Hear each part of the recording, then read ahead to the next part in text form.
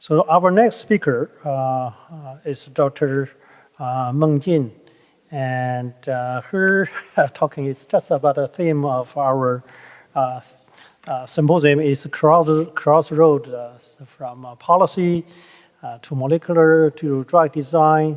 And then right now, her project is called At Crossroads of Innovation and Challenges, and the science and the policy of psychedelics.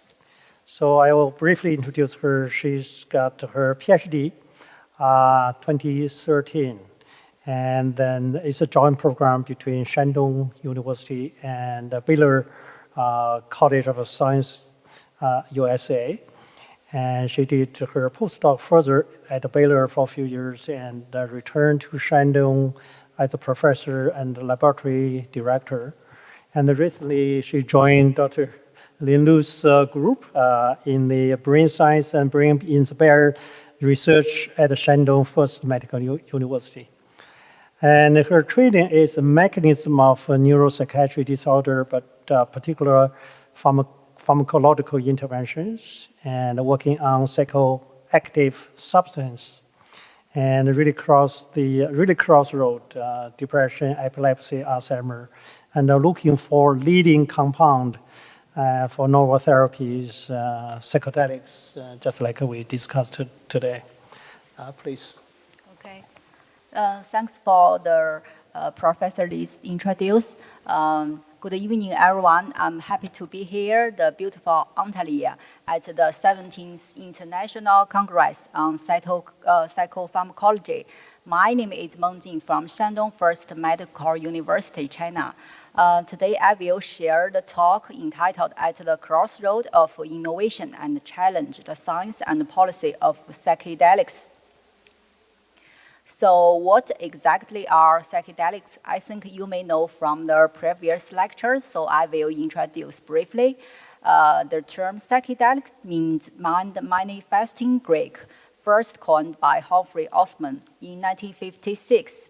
They are a class of compounds that can alter perception, mood, and cognitive processes.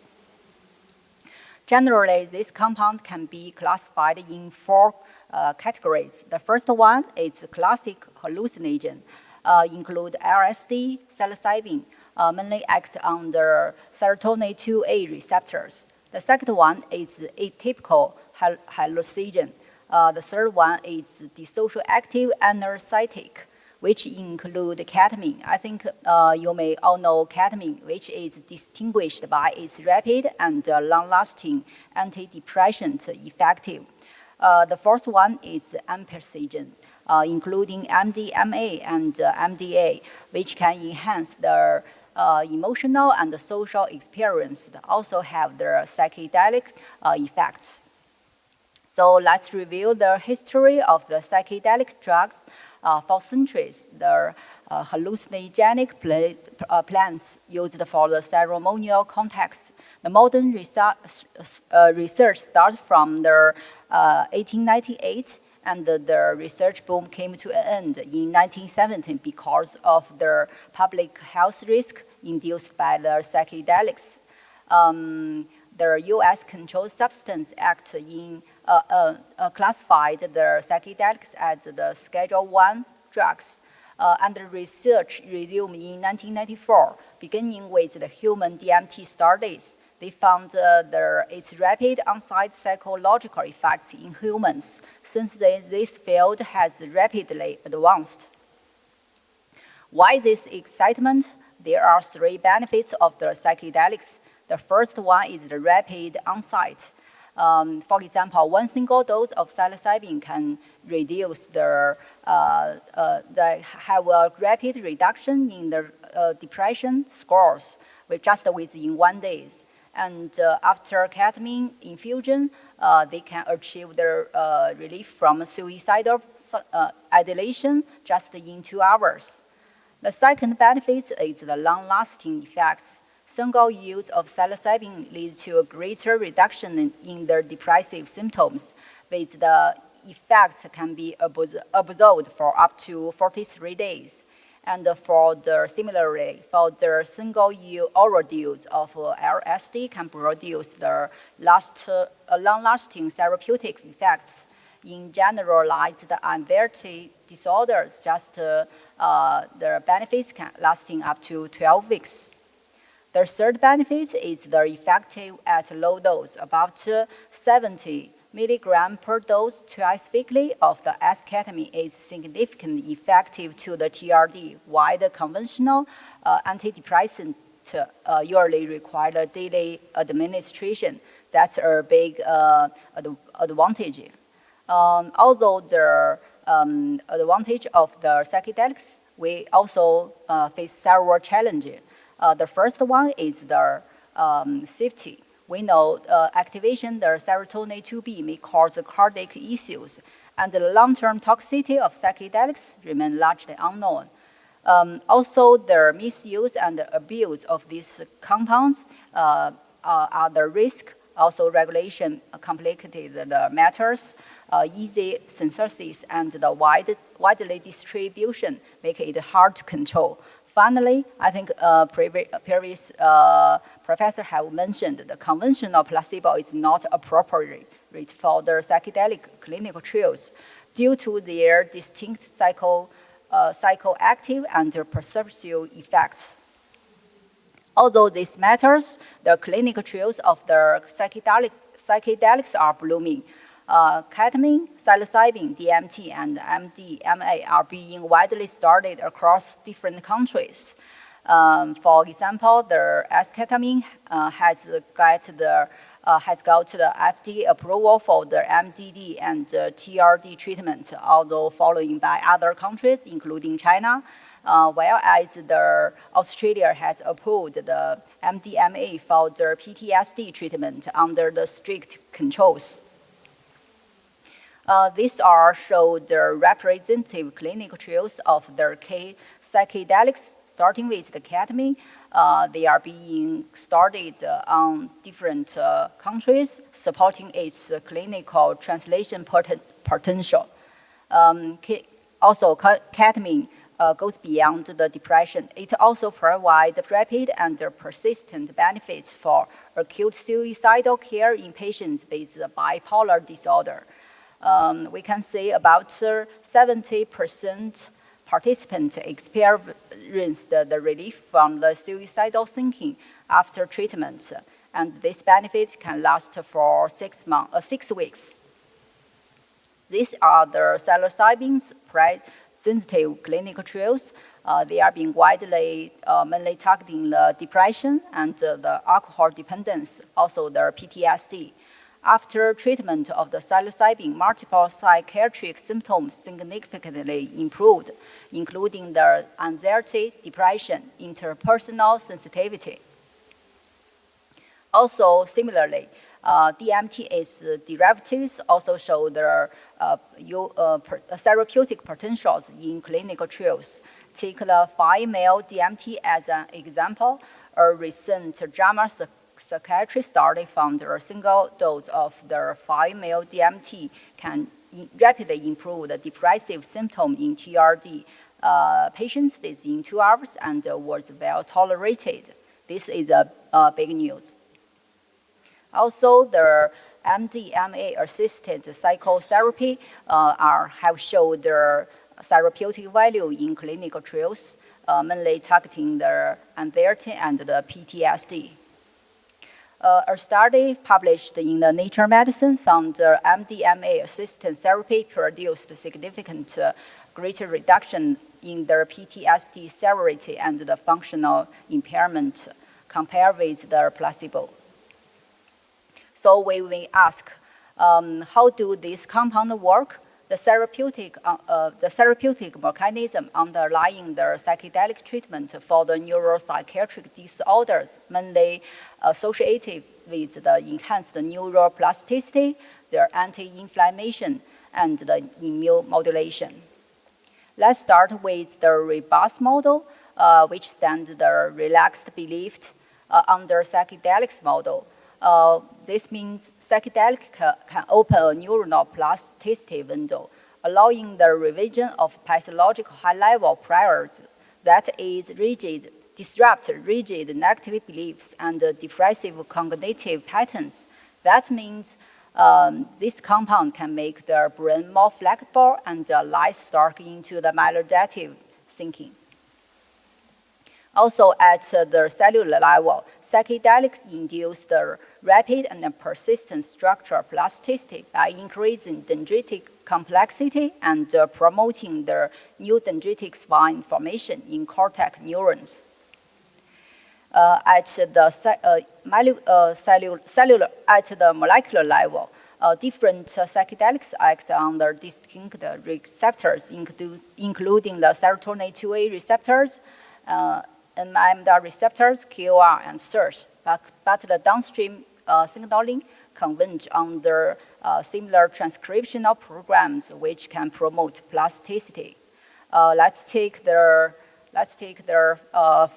serotonin 2A receptor pathway as an example.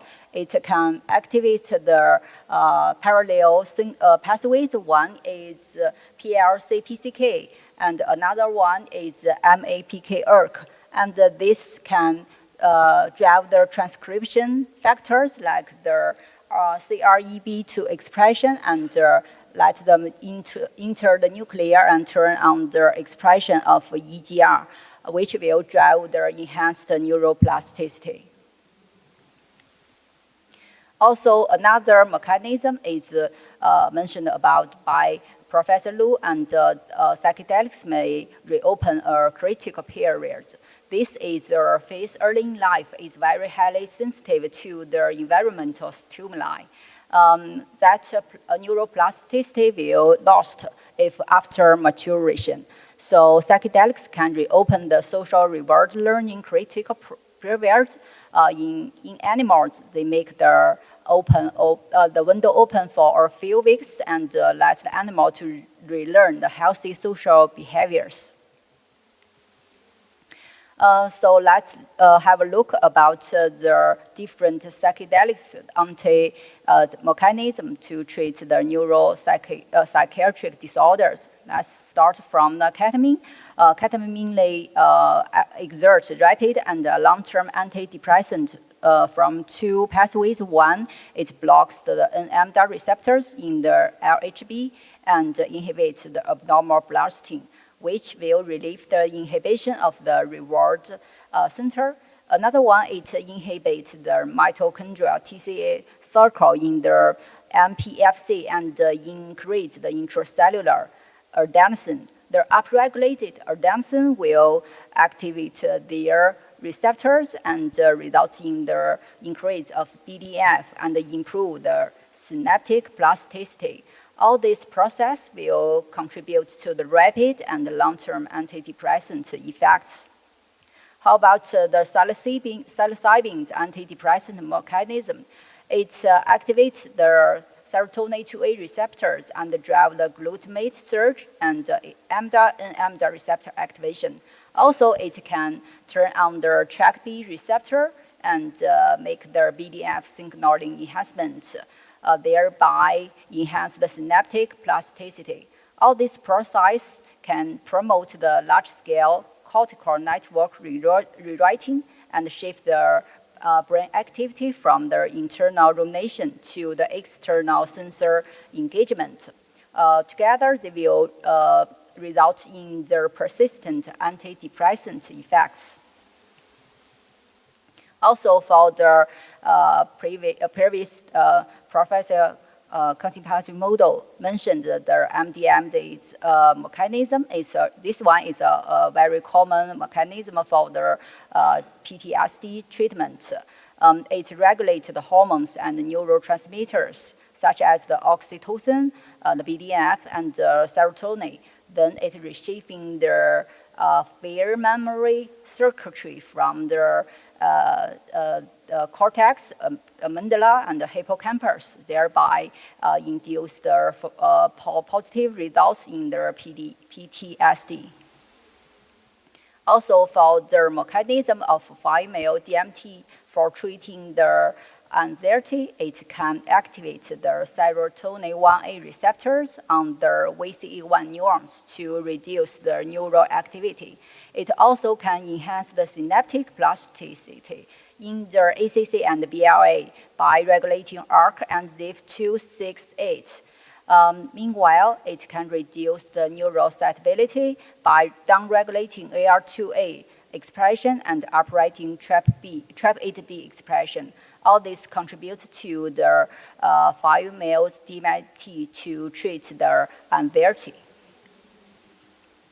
So although these advantages, we never forget the durability of these drugs. Psychedelics, if under controlled, supervised conditions, single or limited dose can heal. That's definitely. But how about the long-term use? The long-term use under the under-controlled situation may cause serious harm. This is not a black and white issue. We should respect for both the power and the danger. So where the policies stand, most of the countries now comply with the schedules of the Convention of Psychotropic Substance of 1971. As for December 2024, nearly all common psychedelics like the LSD, psilocybin, mescaline, DMT, and MDMA are all listed in the Schedule 1, the most strict controlled category. All use is prohibited except for the scientific and very limited medical purpose. Their production, manufacture, trade, and possessions are thus subject to strict international regulation. Let's have a look at the global landscape of the psychedelic policies. In the United States, several states have legalized the supervised use of psilocybin mushrooms. In the Portugal and Spain, have decriminalized the possession and personal use of psychedelics. In Canada and Australia, access is permitted for medical use, while in Jamaica, certain psychedelics, such as the psilocybin, are legal to possess, use, cultivate, and sell. So in other words, policies are psychedelics varies across different countries. So you may ask, how about China? In China, psychedelics are all listed as category psychotropic substance, the highest level of control. They can only be used in basic or preclinical research under strict ethical review and administrative approval. For the clinical trials, only esketamine is permitted. So in a word, China is cautious, but not closed. To conclude, I think with the confirm and the strict regulation and the ethical guidance, the therapeutic value of these psychedelics will come true in the near future. That's all. Thank you. Thank you for your listening. I'm happy to take questions. Thank you. Oh, wonderful. Thank you for your presentation. So probably I'll keep you there, and I let Dr. Lu to moderate around 10 to 15 minutes question period, and the other speakers will be also available.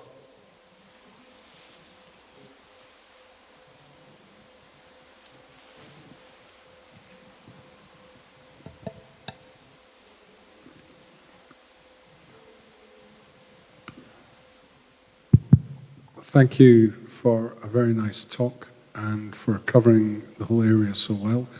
I wondered if I might ask you about whether there could be trials of psychedelics with an active comparator or an active placebo.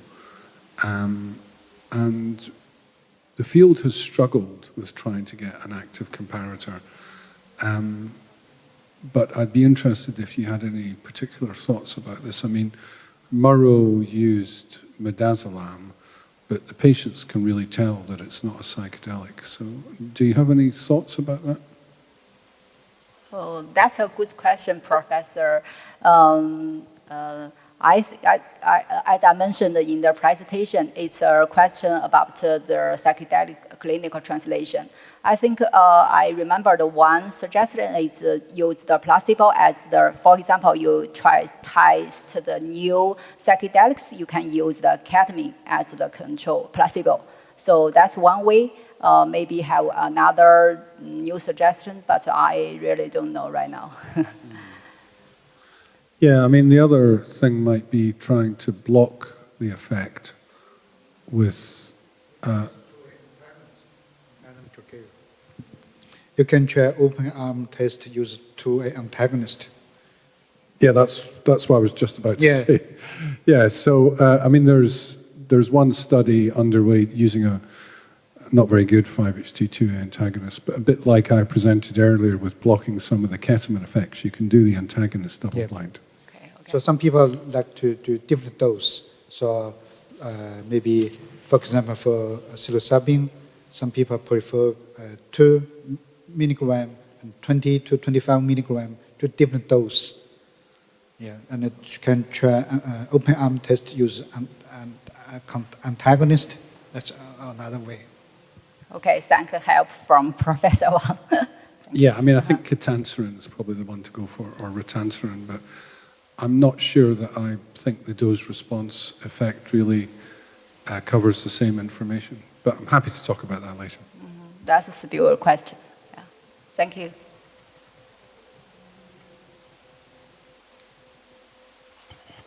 Any more questions?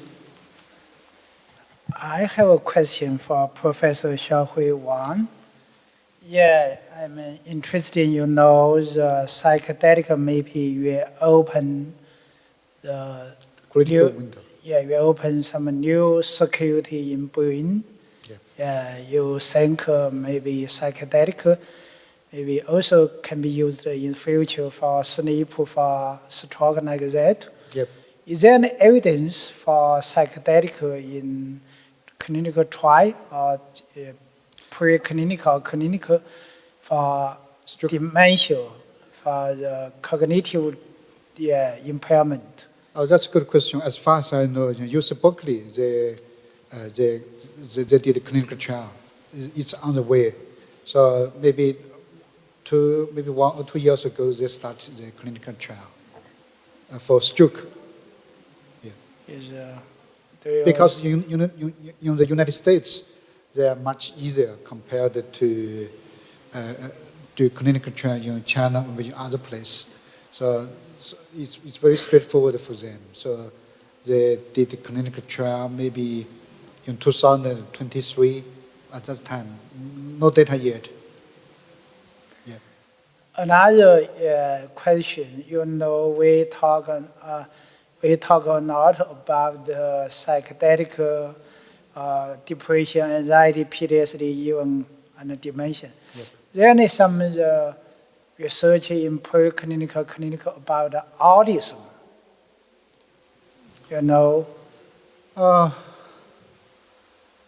That's a good question. So as far as I know,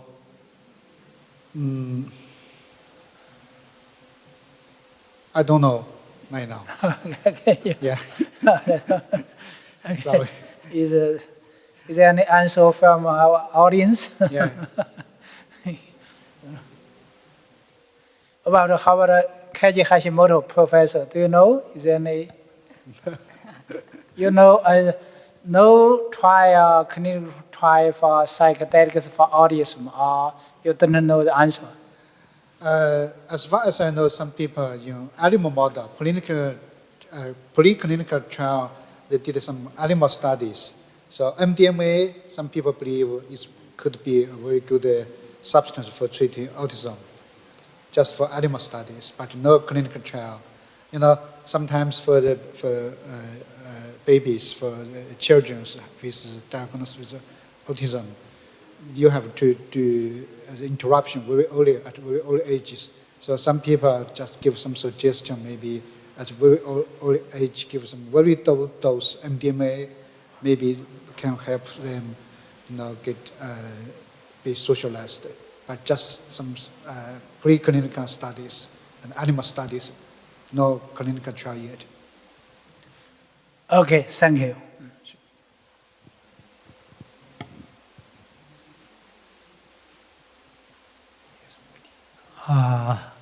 If no further questions, somebody got last question? Otherwise, we can have a break again, and this break will be longer for the dinner and after drink. So let's continue the dialogue. Thank you very much.